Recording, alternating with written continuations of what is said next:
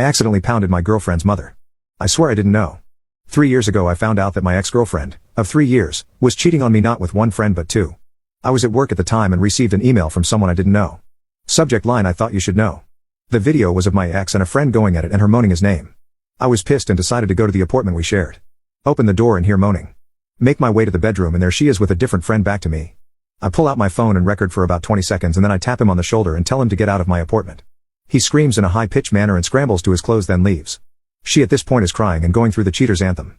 It's not what it looks like. I love you, don't leave me, you get the idea. I tell her to get out after she keeps trying to explain. I'm calm and slowly getting her to the door. That night I canceled and paid off everything for the month including all bills and services. Call the landlord and inform him what's going on.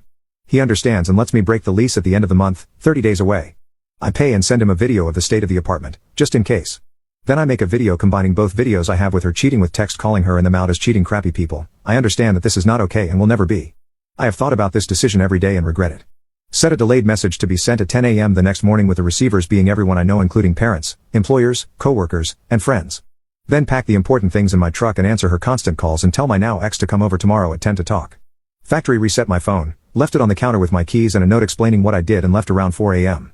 Now without a phone with no numbers and vowed to never use social media platforms. I just kept driving until I found a place I wanted to stay and lived out of my truck for about a month. When I found the town that I currently live in, I found a decent job, found an apartment and decided to go to therapy. A year later after gaining about 50 pounds and just focusing on work I decided to get my life together. I started with trying to go to a gym about 2 blocks away. They were cheap and open 24 hours. I would go before work, early in the morning because not many people were there. I was awkward and embarrassed. This is where I met Jane. Jane is fit and in her late 30s early 40s. It started out her giving me advice and pointers. About a month later, I was flirting and touching. I made it clear that I was not looking for anything and she agreed. We started to hook up about 3 times a week. For about a year. Sometimes at the gym, my truck or my apartment. During this time she said she had a couple kids and their dad was not in the picture. It was fun and she taught me a lot and I worked on a lot of cardio and endurance with her. Around this time I decided to go back to college and get real about my future. Told Jane that I would not be going to the gym that early anymore due to classes and my job. She understood and wished me luck. Early on in one of my classes I got paired with a cute girl named Jasmine, 20. Jasmine and I started working on a project and got close. We shared a bunch of interests and hobbies. While spending time studying and doing school work. We went to local cafes, libraries and sometimes my apartment for this work. One day I missed class and she came to my apartment to see if I was okay. I did not give out my number at this time, mainly communicated through school email. I just had a cold and was nervous with this virus running around. She had brought some food and a home test for said virus, negative. We spent the rest of the evening watching shows. This continued through the weekend when I was feeling better. One thing led to another and we started kissing. At this point I really liked her. I stopped her and told her part of my history, that I have trust issues and commitment issues. Then I told her I want to go slow. She agreed and we continued going slowly for about a month. After that month things heated up. That was 2 months ago and now we are officially dating. Some things about Jasmine. She has her own apartment with 3 roommates, all girls going to college, and we never go over there. We never really talked about her family because they were not that close anymore. But she said her parents had her when they were teenagers. Happily married for 21 years and she has a little brother 7 years younger than her. I told her I did not have any family that's alive anymore. I guess at one point last week she mentioned to her parents that she was seeing someone and they asked her to invite me over to watch the Super Bowl in a couple weeks. I was nervous when she told me this and asked what her parents are like and what they look like. That is where she showed me a picture of her parents, Mark and Julie. I asked what her mom's name is again and she said Julie. Why? I said she looks like a girl I knew, her name was Jane. She said that's really odd. Something about Jane/Julie is that she has a red heart-shaped tattoo on her wrist and this tattoo was in the picture she showed me. Do I tell her about what happened with the gym girl? Not say anything and hope Jane/Julie doesn't say anything. I know how it feels being cheated on. Jasmine and I have not talked since Wednesday. And I'm pretty sure we are broken up. After I posted, I went to get an actual phone, not the cheap flip phone that I had. Why are new phones and plans so expensive? I did so that communication could happen easier later on if needed. Anyways, on Wednesdays and Fridays Jasmine and I have a class together. When she came in, she could tell I was still not acting normal and tried to make me cheer up and it worked.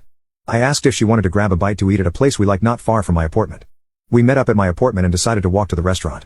We talked about class and I told her about my new phone and she was telling me about some of the apps and features she liked about it.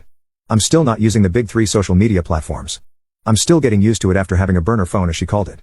We went home after eating and started to head back to the apartment. We did not talk until we got in the door. Now my apartment is not that big, it is basically 3 rooms.